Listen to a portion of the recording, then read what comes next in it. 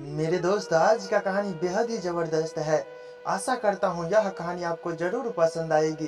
तो वीडियो में please last तक बने रहिएगा, जिसमें शादी के बाद भी पत्नी प्यार के लिए तरसती है और पति दूसरी महिलाओं के साथ जश्न मनाता है। जब मेरी शादी हुई तो मैं अपने पति को बिल्कुल नहीं जानती थी। वह मेरे लिए बिल्कुल अजनबी था। शायद इसके पीछे सबसे बड़ा कारण यह था कि मैं उस समय केवल 20 वर्ष का था। हमने कभी फोन पर बात नहीं की थी।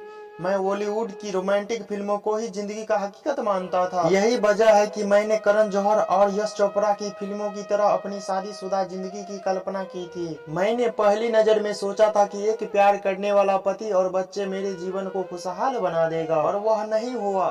शादी के बाद की जिंदगी फिल्मों की कहानी से काफी अलग होती है। सच कहूँ तो बहुत झूठ भी। प्यार जैसा कुछ नहीं होता। दरअसल शादी के बाद जब मैं अपने ससुराल पहुंची तो मुझे बहुत निराशा हुई। ऐसा इसीलिए क्योंकि मुझे पता चला कि पहली नजर में प्यार जैसा कुछ नहीं होता।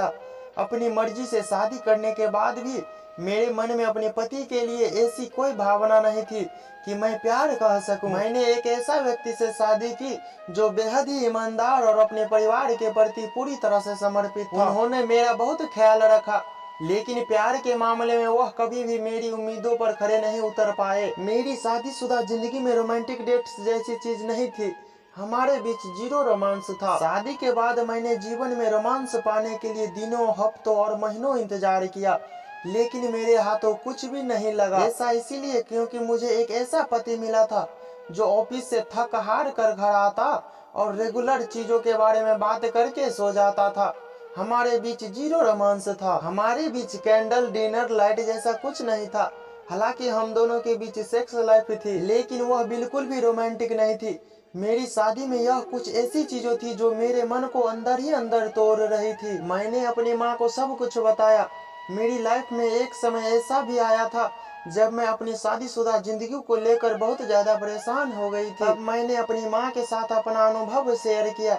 हालांकि मैं आपसे झूठ नहीं कहूंगी, मैं इस पर अपने पति से एक बार भी बात नहीं की थी। शायद ऐसा इसीलिए क्योंकि मैं दुखी था। मुझे पता है मेरा पति कभी भी मेरी बात को नहीं समझेंगे। यही एक वजह भी है कि यह सब मैंने अपनी माँ को बताया। मैंने अपनी माँ से कहा था कि हमारे बीच कोई प्यार नहीं है। मेरी इस बात को सुनकर उन्होंने मुझसे कहा कि तुम्हारा प्यार से क्या मतलब है। मैंने अपनी पति से बात की। वे वास्तव में आदर्श पति थे। यही सब बड़ा कारण है कि मैं उन्हें किसी भी कीमत पर खोना नहीं चाहता।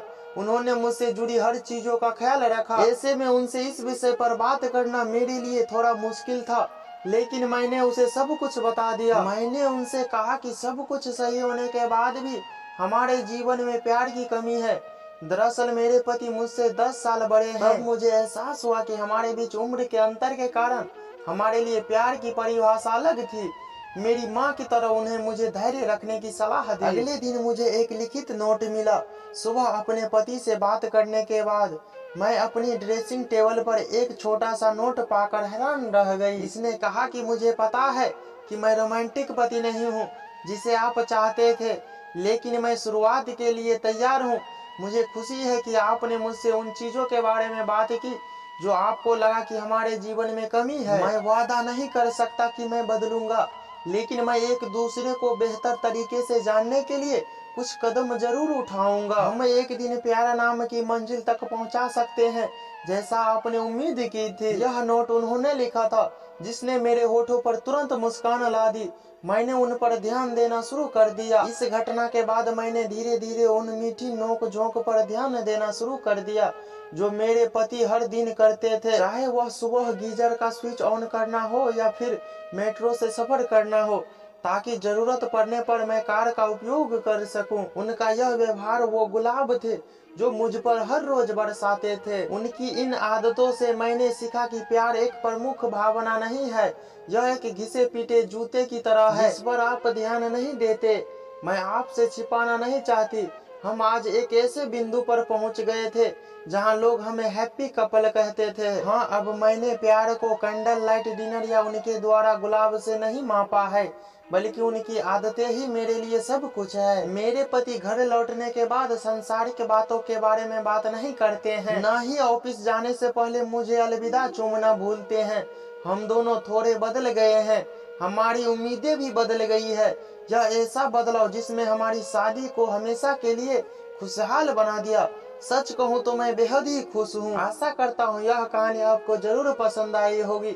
यदि आप चैनल पर नए हैं तो प्लीज चैनल को सब्सक्राइब करके बेल नोटिफिकेशन को जरूर से ऑन कर लेना, ताकि हर कहानी आप तक पहुँचती रहे।